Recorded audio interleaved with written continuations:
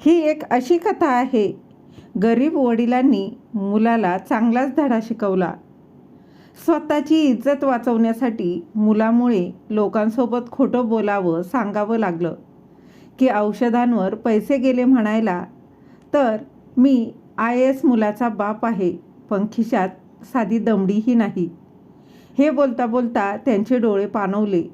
सुमनताईंनी त्यांच्या खांद्यावर हात ठेवला आणि शांत आवाजात म्हणाल्या, जर पेन्शन संपली असेल तर प्रतीकला फोन करून पेन्शन आणायला अजून 2-3 दिवस बाकी आहे तर त्याला सांगा. परंतु सुधाकररावांचा आवाज थरथरला. पण सुमन, ही गोष्ट त्याला स्वतःला समजायला नको का? आई वडिलांना त्यांची काही कर्तव्य आहेत ना. पेन्शनचे 20,000 रुपये मिळतात, त्यातले 10,000 तर अजूनही कर्जफेडीसाठीच जातात. आणि तेच कर्ज जे मी त्याच्या शिक्षणासाठी काढलं होतं, आजवर फेडता आलं नाही. एवढ्या थोड्या पगारात ह्या महान घरात कसं जगायचं?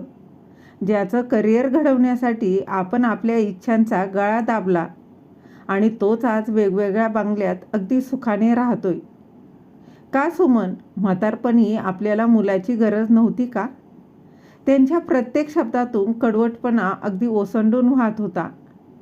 आणि सुमनताईंच्या डोळ्यात अश्रू दाटून आले.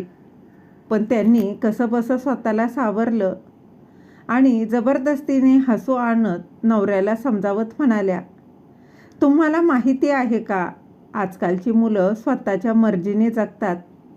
आपलं आयुष्य त्या त्यांच्या पद्धतीने घडवतात. आपण काही करूही शकत नाही. मुलं आनंदी असतील यातच आई वडिलांचं खरं समाधान दडलंय. नेहमीसारखं याही वेळी मुलाच्या आणि सुनेच्या चुका झाकून ठेवण्याचा प्रयत्न करू नकोस, सुधाकरराव अगदी संतापाने म्हणाले. नंतर क्षणभर सुमनताई गप्प बसल्या. मग हलक्या स्वरात पण प्रेमळपणे नजरेने त्या म्हणाल्या, अहो, मला तुमचं सगळं मान्य आहे. पण म्हणतात ना, जेव्हा दुसऱ्याला समजावून सांगून काही उपयोग होत नाही तेव्हा स्वतःचं मन समजावून घेण्याचं भलं असतं. आपल्या मुलाला फोन लावा.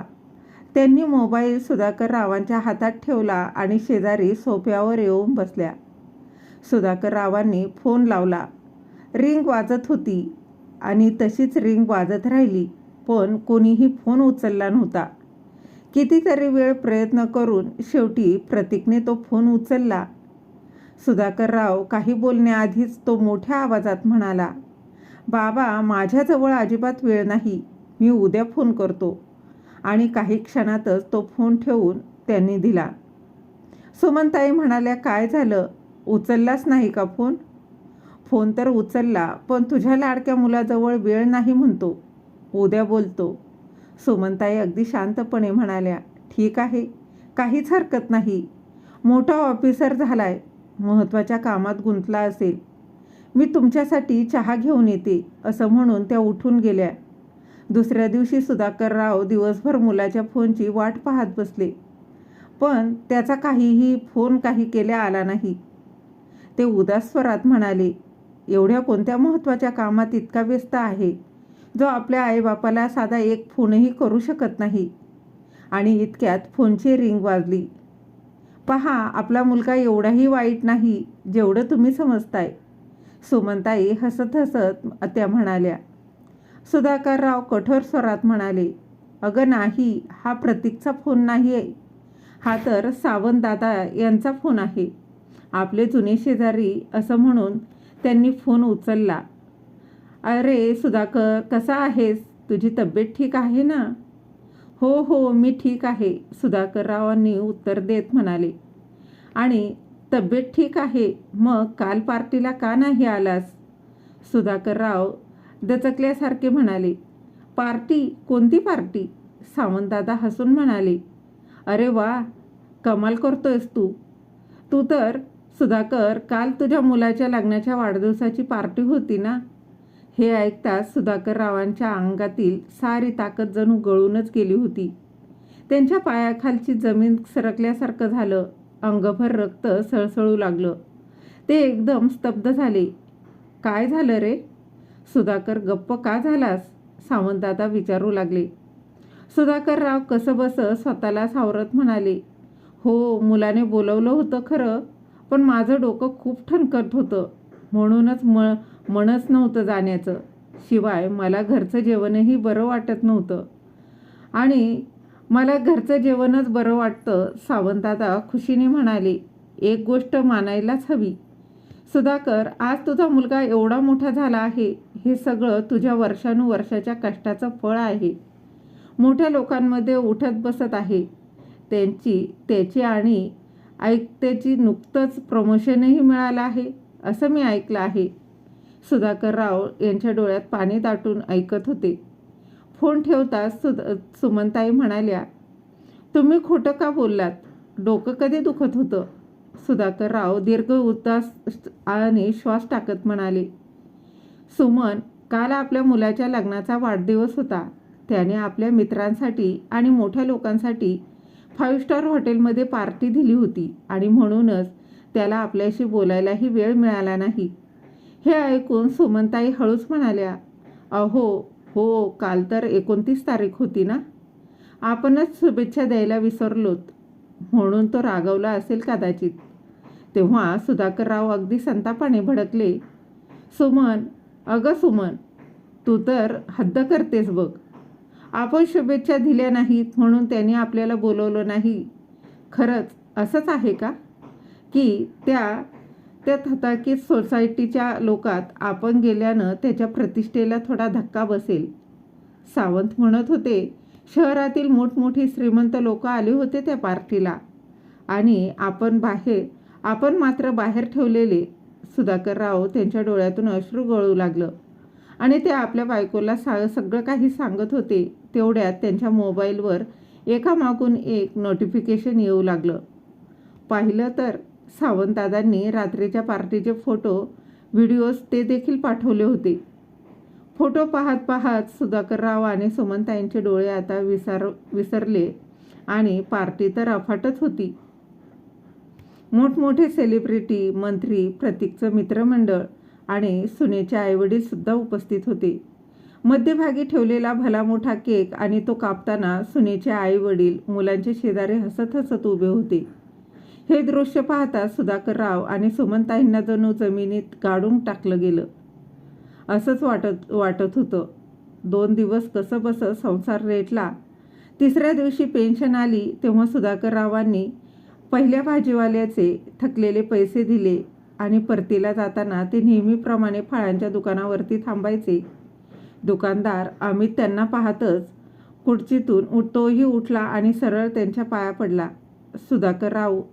सुधाकरराव त्याला मिठी मारली. काका, असे कसे आहात? अमितने प्रेमाने विचारलं. बरं आहे का रे बेटा? तू खूप दिवस झालं, तुला भेटलो नाही म्हणून आलो.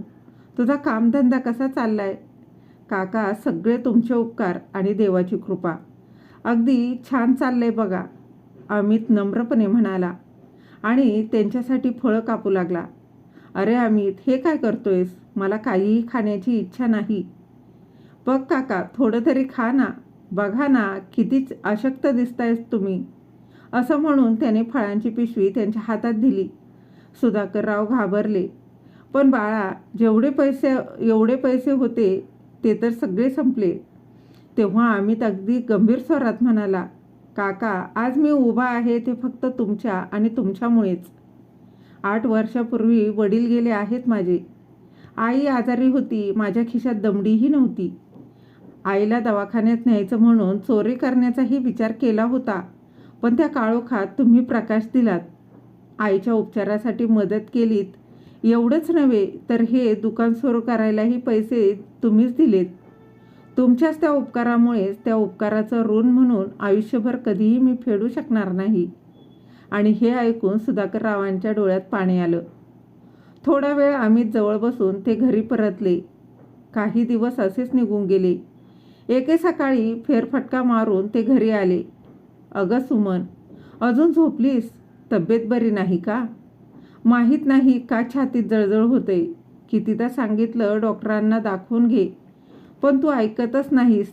खर्चाची भीती वाटून तब्येतीची तू दुर्लक्ष करते बघ. हे फार चुकीचं आहे. आज तुला डॉक्टरांकडे घेऊन जातो. हट्टाने सुधाकररावांनी सुमनताईंना शेजारच्या फॅमिली डॉक्टरांकडे नेलं.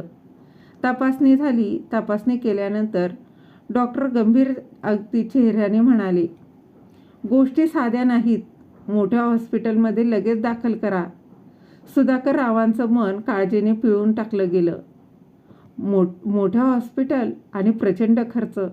घरी येताच त्यांनी मुलाला फोन लावला. हॅलो प्रतीक. हां बाबा, कसे आहात? खूप दिवस झाले. प्रयत्न करतोय भेटायला येईल म्हणतोय, पण प्रत्येक वेळी काही ना काही काम आडवं येतंच. सुधाकरराव थरथरत्या आवाजात म्हणाले, बाळा, मी तर बरा आहे, पण तुझ्या आईची तब्येत काही बरी नाही आहे. काय झालं आहे आईला?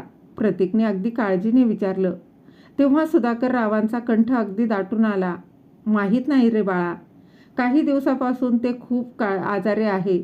डॉक्टरांनी मोठ्या हॉस्पिटलमध्ये घेऊन जायला सांगितले. पण तुला तर ठाऊक आहे, माझ्याजवळ पैसे एवढे कुठे आहेत?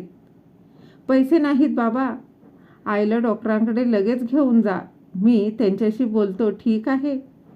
बाळा, पण जर त्यांनी टेस्ट करायला सांगितल्या किंवा दुसऱ्या हॉस्पिटलमध्ये जायला सांगितलं तर तेव्हा त्यासाठी पैसे हवेत ना? बाबा, शहरात कुठेही उपचार करा, कोणत्याही टेस्ट करून घ्या. फक्त मला फोन करा. आता मी ठेवतो. मला एक महत्त्वाची मीटिंग आहे. हॅलो प्रतीक. सुधाकरराव हाका मारत राहिले, पण दुसऱ्या बाजूने फोन कट झाला होता आणि ते थोडा वेळ तसेच खुर्चीत बसून राहिले. 3 दिवसानंतर रविवारी प्रतीक बायको अंजनाला तो म्हणाला, लवकर तयार हो, आज आईबाबांना भेटायला जायचं आहे. काय? मी त्या झोपडपट्टीत जाणार नाही. अंजनाने तोंड वाकडं करून उत्तर दिलं. अगं अंजना, आईची तब्येत बरी नाही. 3 दिवस झाले बाबांचा फोन येऊन आला होता. फोन तेव्हाही भेटायला गेलो नाही. वर त्यांना पैसे पाठवू शकलो नाही. मग ड्रायव्हरच्या हातून पैसे पाठवा ना.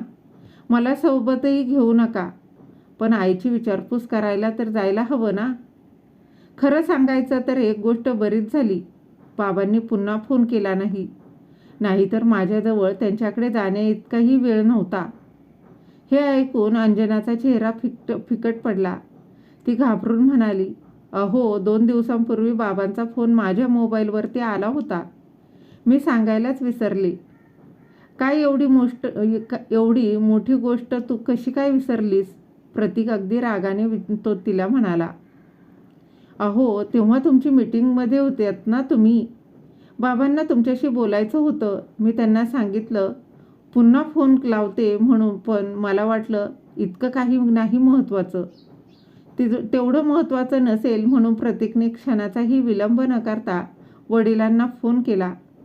पण फोन सतत व्यस्त लागत होता. मी आता बाबांकडे जातो असं म्हणून तो गडबडीत घराबाहेर पडला. काही वेळातच एक मोठी गाडी सुधाकररावांच्या घरासमोर येऊन थांबली. प्रतीक गाडीतून उतरून घरात शिरला. त्याचे वडील मित्रांबरोबर बसलेले होते. घरात पाऊल टाकताच प्रतीक त्यांच्यापुढे नतमस्तक झाला. खिशातून 10,000 रुपये काढून टेबलावर ठेवले आणि शेजारी ठेवलेल्या फोनकडे पाहत उदास स्वरात म्हणाला, बाबा, मी तुम्हाला कितीदा फोन केला, पण तुमचा फोन लागत नव्हता. रिसिव्ह नीट होत तुम्ही ठेवला नव्हता का? काय झालं? प्रतीक, मी तुला गेल्या 2 दिवसात कितीदा फोन केला. त्याचं काय आहे? बाबा, काय सांगू, मी इतका व्यस्त असतो. ज्यावेळी तुमचा फोन आला त्यावेळी मी मुख्यमंत्र्यांबरोबर व्हिडिओ कॉलवर होतो. पण तुम्ही परत का नाही केला? बाळा, मी एकदा नाही, कमीत कमी सुनबाईच्या मोबाईलवर 10 वेळा फोन केला होता. विश्वास बसत नसेल तर माझ्या मोबाईल तू तपासून बघ. अच्छा, बहुतेक तिचा मोबाईल स्विच ऑफ असेल. ठीक आहे बाबा. बाबा, हे बघा, मी तुमच्यासाठी मिठाई घेऊन आलो आहे. तुमच्या मुलाचं प्रमोशनच झालं आहे. मी कॅबिनेट सेक्रेटरी झालो आहे. काका, तुम्ही घ्या. आई, पटकन बाहेर ये बघ. मी तुझ्यासाठी तुझ्या आवडीची मिठाई घेऊन आलो आहे. खूप मोठी आनंदाची बातमी आहे. आणि तेवढ्यात सुधाकररावांचा आवाज गडगडतच आला. राहू दे प्रतीक, तुझी आई आता या जगात नाही. प्रतीकचे डोळे मोठे झाले. तो स्तब्ध उभा राहिला. फक्त तुझ्या बेजबाबदारीपणामुळे माझी सुमन मला कायमची सोडून गेली आहे. सुधाकर रावांच्या डोळ्यातून अश्रू वाहू लागले. काय झालं बाबा, तुम्ही काय बोलत आहात? हे प्रतीक थरथरत आवाजात ओरडला.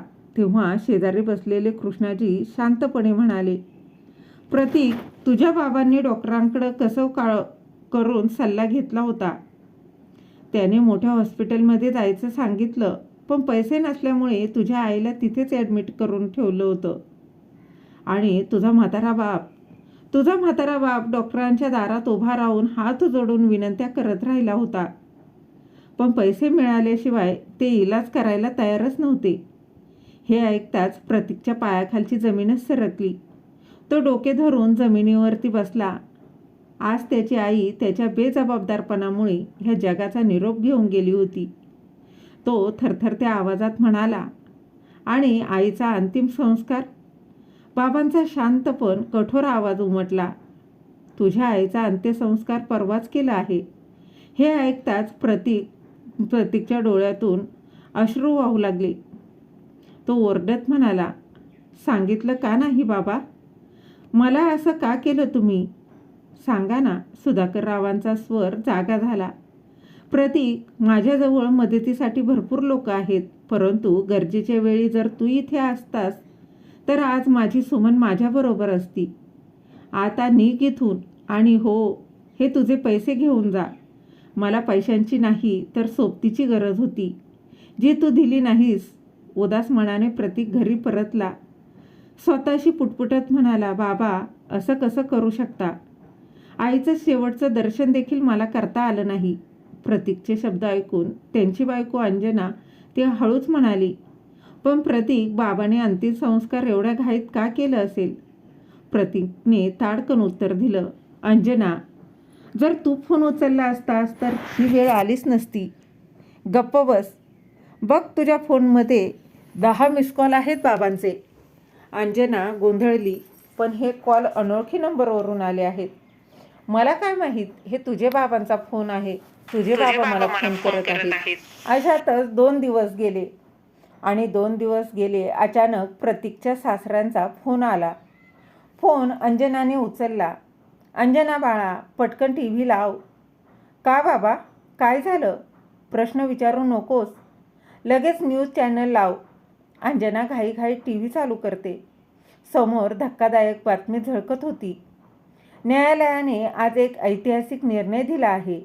एका वृद्ध स्त्रीचा मृत्यू हृदयविकाराचा झटक्याने झाला असला तरी तिच्या पतीने स्वतःच्या मुलावर खुनीचा आरोप केला आहे. न्यायालयाने पोलिसांना FRI दाखल करण्याचा आदेशही दिला आहे. आणि सगळ्यात धक्कादायक बाब म्हणजे ज्याच्यावर खुनाचा आरोप आहे तो दुसरा तिसरा कोणी नसून खुद्द कॅबिनेट सेक्रेटरी प्रतीक निकम आहेत. ही बातमी ऐकताच अंजना आणि प्रतीकच्या पायाखालची जमीनच सरकली. आणि मग स्क्रीनवर दिसले सुधाकर राव. पत्रकारांचा प्रश्न होता, सर, जेव्हा आपल्या सुमनजींचा मृत्यू हा हृदयविकाराच्या झटक्याने झाला आहे, तेव्हा तुम्ही मुलावर खुनाचा असा आरोप कसा काय लावू शकता? तेव्हा सुधाकर रावांनी दणक्यात उत्तर दिलं, हा मृत्यू नाही, हा खूनच आहे. माझ्या मुलाच्या बेजबाबदारपणामुळे माझ्या पत्नीचा बळी गेला. जर तिला वेळेवर उपचार मिळाले असते तर ती आज जिवंत असती. ही केवळ माझीच नाही, असंख्य वृद्धांची वेदना आहे. न्यायालयाने मला या प्रश्नांचा वाचा फोडण्याची संधी दिली. त्याबद्दल मी त्यांचा आभारी आहे. मला खात्री आहे मला न्याय नक्कीच मिळेल. हे ऐकताच अंजनाच्या डोळ्यात पाणी आलं आणि प्रतीकच्या अंगात रक्त जणू पूर्णपणे गोठलं.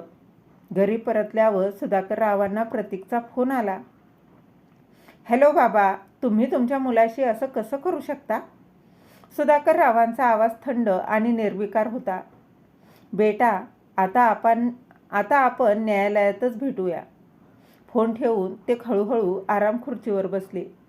डोळे मिटताच आसवांच्या धारा त्यांच्या त्या सुरकतलेल्या गालावरून वाहू लागल्या. आणि त्या दरम्यान IAS अधिकाऱ्यांवर खटला ही बातमी अगदी वणव्यासारखी संपूर्ण शहरभर पसरली. प्रतीकला तात्काळ निलंबित करण्यात आलं. केस कोर्टात गेली. सुधाकररावांनी ठरवलं, हा खटला मी स्वतः लढणार. तरीही कायदेशीर मदतीसाठी त्यांनी एक वकील नेमला. कारवाई सुरू झाली. सर्वप्रथम सुधाकररावांनी फॅमिली डॉक्टरांना साक्षीसाठी उभं केलं. त्या दिवशी जेव्हा मी माझ्या पत्नीला तपासणीसाठी तुमच्याकडे आणलं, तेव्हा नेमकं काय घडलं होतं ते कोर्टाला सांगा प्लीज, डॉक्टर गंभीर आवाजात म्हणाले. सुमनताईंच्या तपासणीनंतर मी सुधाकररावांना सांगितलं होतं की त्यांना सौम्य असा हृदयविकाराचा झटका आला आहे. मी त्यांना तातडीने चांगल्या हॉस्पिटलमध्ये घेऊन जाण्याचा सल्लाही दिला होता. पण त्यावेळी सुधाकररावांकडे फी भरण्यासाठी पैसे पुरेसे नव्हते आणि म्हणून मी फी न घेता तपासणी केली. कोर्टाकडून शांतता होती. प्रत्येक नजरेत उत्सुकता. प्रत्येकाचे हृदय आता धडधडत होतं. न्यायाधीश गंभीर चेहऱ्यानं आसनावरती बसले होते. सुधाकरराव थरथरत्या आवाजात उभे राहिले. जज साहेब, तुम्ही सांगा, जर माझ्याजवळ डॉक्टरांची फी द्यायला पैसे नव्हते तर मी कसं काय माझ्या बायकोला मोठ्या हॉस्पिटलमध्ये ॲडमिट करणार होतो. त्यांच्या आवाजातील वेदना ऐकून संपूर्ण कोर्ट थिजलं. सुधाकरराव पुढे म्हणाले, हे डॉक्टर हे त्याच हॉस्पिटलचे आहे जिथे मी माझ्या पत्नीला उपचारासाठी नेलं होतं. यांच्याकडे विचारा. डॉक्टरांनी मान खाली घातली. कबुली दिली. होय, सुधाकरराव जेव्हा पत्नीला घेऊन आले होते त्यांच्याकडे एकही पैसा नव्हता.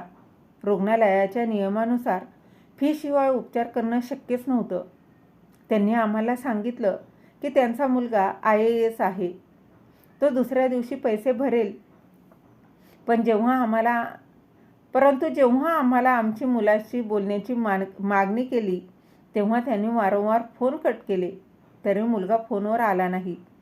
कोर्टभर कुजबूज चालू झाली आणि त्या कुजबूज पसरली. लोकांच्या चेहऱ्यावर अविश्वास अगदी स्पष्ट दिसत होता.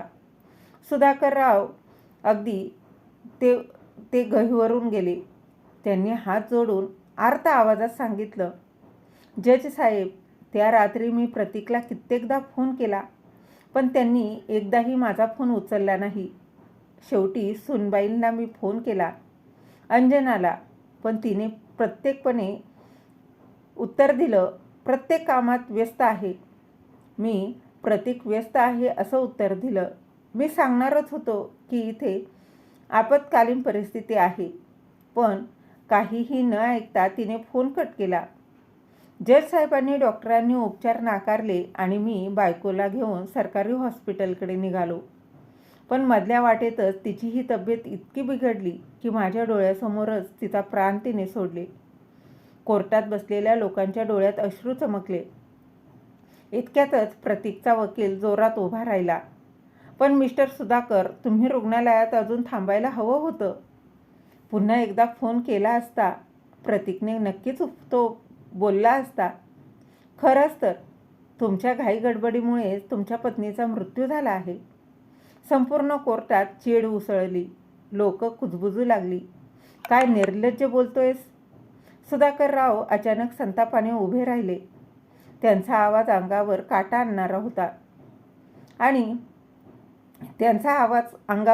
आणणारा होता. चुकीचं बोलला होता तुम्ही डॉक्टरांनाच. विचारा, मी किती वेळा फोन केला, किती वेळ वाट बघत होतो, किती वेळा फोन करत होतो. कुठून मदत मिळाली नाही. म्हणून मी सरकारी हॉस्पिटलकडे निघालो. आणखी थांबलो असतं तर एवढाच फरक पडला असता. माझी बायको रस्त्यात नव्हे तर ह्याच हॉस्पिटलच्या बेडवर मेली असती. कोर्टात पेन पडल्यासारखी शांतता पसरली. न्यायाधीशांनी गंभीर नजरेनं सर्वांकडे पाहिलं आणि पुढच्या सुनावणीची तारीख ठरवली. सुनावणी समजताच बाहेर पत्रकारांचा जमाव उसळला. कॅमेरे चमकले आणि एक साधा सामान्य माणूस असूनही ज्या ताकदीने सुधाकररावांनी बाजू मांडली त्याने मोठमोठ्या वकिलांनीही निरुत्तर केलं होतं. पुढील सुनावणी न्यायमूर्ती मुद्द्यावर आले. मिस्टर सुधाकर, या केसमधून तुम्हाला नेमकं काय हवं आहे? सुधाकरराव थोडा वेळ शांत उभे राहिले आणि त्यानंतर त्यांच्या डोळ्यात ज्वाला पेटल्या होत्या. मग ठाम आवाजात त्यांनी उत्तर दिलं, मला माझ्या मुलाकडून 2 कोटी रुपयांची भरपाई हवी आहे. न्यायाधीश साहेब चकित झाले. 2 कोटी? एवढे पैसे कशासाठी? सुधाकर रावांनी दर्शवली वेदनेने बोलले, कारण जज साहेब, एवढंच मी माझ्या मुलासाठी खर्च केला आहे. जेव्हा तो 4 वर्षाचा होता त्याला हृदय आजाराचा आजार झाला होता. 5 लाख रुपये माझ्याकडे नव्हते म्हणून गावचा फ्लॅट विकला आणि आज तो फ्लॅट असता तर करोड रुपये मिळाले असते. मला त्या प्लॉटची आजही किंमत हवी आहे. शिवाय त्याला IAS बनवण्यासाठी लाखो रुपयांचे कर्ज काढलं. आजही त्या कर्जाचे हप्ते मी भरत आहे. मलाही तेही पैसे हवे आहेत. कोर्टात लोकांच्या डोळ्यातून अश्रू गळू लागले. न्यायाधीशांचा चेहराही कठोर दिसत होता. माझी एवढीच लायकी नव्हती तरीसुद्धा रात्रंदिवस कष्ट करून उपवास तापास करून मी माझ्या मुलाला शिकवलं आणि आज तो IAS ऑफिसर झाला. तरी देखील आईवडिलांना या जुन्या मोडक्या घरात टाकून स्वतः मात्र बायकोसोबत तो महालासारख्या घरात राहतो. आपली सारी जबाबदारी झटकून तो निर्धास्तपणे झालाय. आमच्या या एकुलत्या एका मुलाचं तोंड बघायला आम्हाला आस लागलेली असती. आणि बोलता बोलता सुधाकरराव यांचा कंठ दाटून आला. डोळ्यातून पाणी तरळलं. याच गोष्टीमुळे माझी बायको सतत चिंतेत राहायची आणि बहुतेक त्या तणावामुळेच तिला हृदयविकाराचा झटका आला. ते पुढे अगदी भरल्या आवाजाने म्हणाले, जज साहेब, मुलं मोठी झाली की आपल्या संसारात इतकी गुंतली जातात की आईबापांचं अस्तित्वच ते विसरून जातात. ज्या आईबापांनी दिवसरात्र कष्ट करून मेहनत करून लेकरांना उभं केलं त्यांच्या वृद्ध त्या डोळ्यांना फक्त एक झलक हवी असती आपल्या मुलांची. पण त्या लेकरांना जर आपल्या कष्टाची किंमत नाही तर मग त्याने माझे घामाचे पैसे परत करावेत. सुधाकररावांची ही कथा ऐकून सगळ्यांच्या डोळ्यात पाणी आले आणि सुनावणी संपल्यावर प्रतीक आणि अंजना थप्प थपकले. ते हतबल होऊन घरी परतले. तेवढ्यात अंजनाचे वडील आले. अंजना चहा बनवायला स्वयंपाकघरात वळाली. तेव्हा प्रतीक म्हणाला, अंजना, खरं सांग, तुला आधीपासूनच माहीत होतं ना की त्या अनोळखी नंबरवरून फक्त बाबांचाच तुला फोन करत होते? अंजना थोडी चिडून म्हणाली, हो, माहीत होतं. आणि मला हेही ठाऊक होतं की जर मी फोन घेतला असता तर बाबा पुन्हा तेही तसेच त्यांचं राडगं सांगू लागले असते. म्हणूनच मी तो फोन उचलला नाही. पण अंजना, आज तुझ्यामुळे मी एवढ्या मोठ्या संकटात सापडलो आहे. प्रतीक अगदी संतापानं म्हणू लागला. अंजना चिडून बोलली, माझ्यामुळे काय झालं? माझी काय चूक आहे? चूक जेव्हा ज्यांची पहिल्यांदाच फोन केला तेव्हा मी घेतला होता ना. मग तेव्हा सांगता आलं नाही का त्यांना की आईची तब्येत बिघडली आहे म्हणून? प्रतीक संतापून सासऱ्यांकडे वळाला. बाबा, मला वाटत आहे जेवढे पैसे मागितले आहे ते द्यायला हवे. हे ऐकून आता अंजना संतापली. अजिबात नाही. आजवर तुमच्या वडिलांनी तुमच्या चारित्र्यावर जे खर्च केलं ते त्यांचं कर्तव्य होतं. प्रत्येक आईबाप आपल्या मुलांसाठी करतातच ते. त्यांनी काय वेगळं काही केलेलं नाही. आता मात्र ते खर्चाचे हिशोब मागायला लागलेत आणि वरून संपूर्ण जगासमोर आपली इज्जत मातीमोल केली ते वेगळंच. हे नीट ऐका, मी त्यांना एक पैसाही देणार नाही. अंजना, तोंड बंद कर तुझं. वेडेपणा करू नकोस. प्रतीक अगदी संतापून ओरडला. तेवढ्यातच अंजनाचे वडील शांतपणे म्हणाले, एक उपाय आहे यावर एक उपाय आहे माझ्याकडे, ज्याने सापही मरेल आणि काटाही तुटणार नाही. कोणता उपाय आहे बाबा? प्रतीक अगदी उत्सुकतेने म्हणाला. वडिलांनी त्यांना सगळा डाव समजावून सांगितला. हे ऐकून अंजनाच्या चेहऱ्यावर एक कुटील हास्य उमटलं. प्रतीकलाही त्यांचं बोलणं पटल्यासारखं वाटलं. मग त्यांनी मोबाईलवर कोणाला तरी फोन लावला आणि फोन ठेवून म्हणाली, फक्त पुढच्या सुनावणीत बाजी पलटलीच म्हणून समजा.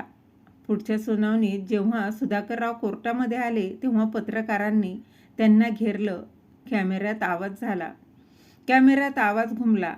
अशा नालायक मुलाला तर फाशीची शिक्षा व्हायला हवी, ज्याच्यामुळे त्याच्या बापाला इतकं दुःख सहन करावं लागलं. हे ऐकून सुधाकरराव थबकले आणि मागे वळाले आणि ठाम आवाजात म्हणाले, प्रतीक माझा मुलगा आहे. माझा उद्देश त्याला शिक्षा देण्याचा आहे, त्याला शिक्षा देण्याचा नाही आणि तर त्याला धडा शिकवण्याचा आहे. आजच्या पिढीला समजायला हवं, वृद्ध आईबाप हे निरुपयोगी उपयोगी भंडार नसतात. उपयोग झाला की फेकून द्यायचं. रद्दी कागद नसतात की कारवाई सुरू झाली. प्रतीकच्या वकिलानं त्याला अगदी उभं केलं आणि साक्ष द्यायला लावली. माझ्या वडिलांना सुधाकररावांना विस्मरणाचा आधार आहे, त्यांना विस्मरणाचा आधार आहे. हे ऐकून सुधाकरराव थक्क झाले. नंतर त्यांच्या वकिलाने सुधाकररावांच्या वकिलांना बोलवलं. प्रश्न विचारला, सुधाकररावांना विस्मरणाचा आधार आहे का? तेव्हा त्या वकिलाने खोटी साक्ष दिली. हो, ते बऱ्याच गोष्टी विसरतात. आणि हे ऐकताच सुधाकररावांच्या डोळ्यात अगदी रोष दाटून आला. कोर्टभर तणाव पसरला. त्यांना कळलं की त्यांच्या वकिलाचा प्रामाणिकपणा आता विकला गेला आहे. त्यानंतर आणि तो विरोधी गटात सामील झाला आहे. पण सुधाकरराव या परिस्थितीतही पूर्णपणे सज्ज होते. ते अचानकपणे उठले आणि वकिलांकडे ते ठाम आवाजात म्हणाले, वकील साहेब, तुम्ही अगदी खरं सांगत आहात.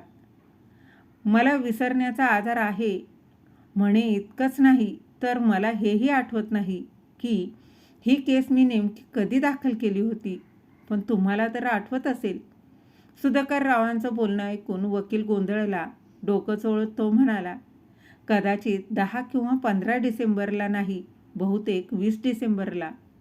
ठीक आहे, सुधाकरराव पुन्हा म्हणाले, मग हे तरी सांगा, केसच्या सुनावण्या नेमक्या कोणत्या तारखेत झाल्या? वकिलांनी कसंबसं उत्तर दिलं, माझ्या डायरीत सगळं लिहून आहे. आत्ताच पाहतो आणि सांगतो. अहो, एवढा त्रास का? तुम्हाला आठवत नसेल तर मी सांगतो. सुधाकरराव अगदी निर्विकारपणे म्हणाले, 25 नोव्हेंबर, 5 डिसेंबर, 15 डिसेंबर आणि 30 डिसेंबर. आणि क्षणभर थांबून त्यांनी पुढचा वार केला. चला, हेही सांगा, आपण दोघं ज्या टॅक्सीने कोर्टात आलो तिचा नंबर काय आहे? हे प्रश्न ऐकताच वकील स्तब्ध झाले. त्याला सुधाकरराव त्यांना मात्र हसले आणि म्हणाले, चला मीच सांगतो. आणि त्यांनी टॅक्सीचा नंबरही अचूक सांगितला. त्यांनी टॅक्सीचा नंबर अचूक सांगून दाखवलं. त्यांच्या शब्दांनी प्रतीक आणि अंजना आणि तो वकील सगळे काही थिजून गेले. सुधाकररावांनी सिद्ध केलं होतं की त्यांची स्मरणशक्ती इतरांपेक्षा कितीतरी पटीनं तीक्ष्ण आहे. न्यायाधीशांनी निकाल दिला, प्रतीक निर्दोष आहे. तो आपल्या आईवडिलांबद्दल खरंच बेजबाबदार होता, पण त्याच्यावर त्याच्या आईवडिलांच्या खुनाचा आरोप करता येत नाही. मात्र आजवर वडिलांनी मुलावर केलेला सगळा खर्च प्रतीकने परत करावा. हा निर्णय ऐकून सुधाकररावांच्या डोळ्यातून अश्रू दाटले. त्यांनी हात जोडले आणि न्यायालयात म्हणाले, मला ठाऊक होतं की प्रतीकला शिक्षा होणार नाही, पण मला समाजात एक जनजागृती निर्माण करायची होती. म्हणजे आजची पिढी आईवडिलांचा मान ठेवेल, त्यांना सन्मान देईल. 2 महिने आता उलटून गेले.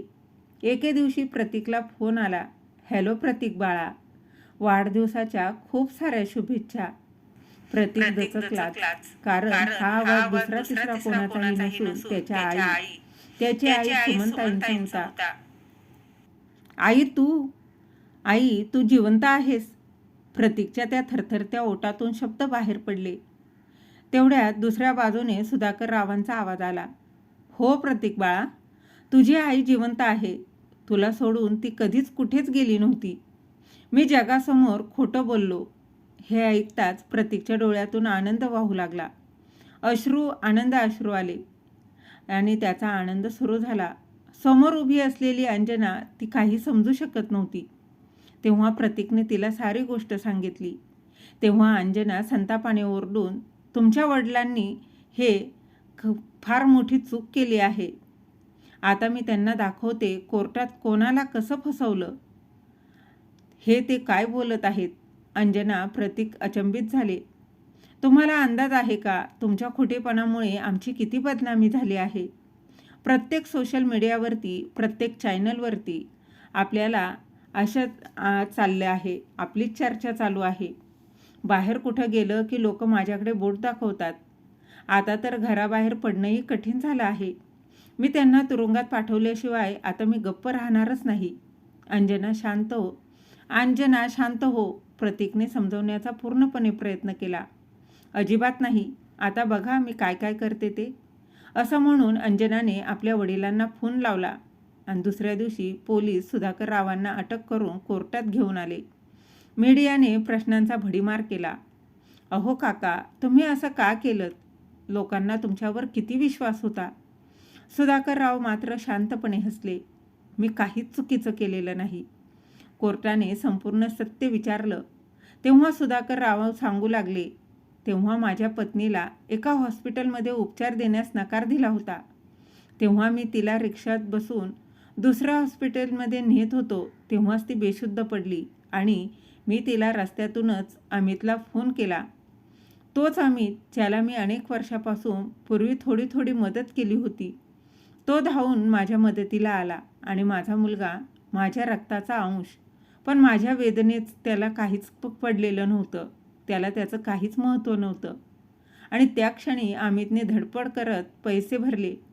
सुमनवर उपचार सुरू झाले आणि दुसऱ्या दिवशी तिला हॉस्पिटलमधून सोडवण्यातही आलं. मी तिला अमितबरोबर त्याच्या घरी पाठवलं. पण प्रतीकवर माझा संपूर्ण राग होता म्हणून अजूनही तो नमला नव्हता. कारण त्याच्यामुळे तिचा जीव धोक्यात आला असता. त्याला धडा शिकवण्यासाठी मी खोटं मृत्यूपत्रही तयार केलं, जेणेकरून मी त्याच्या विरोधात केस दाखल करू शकेल.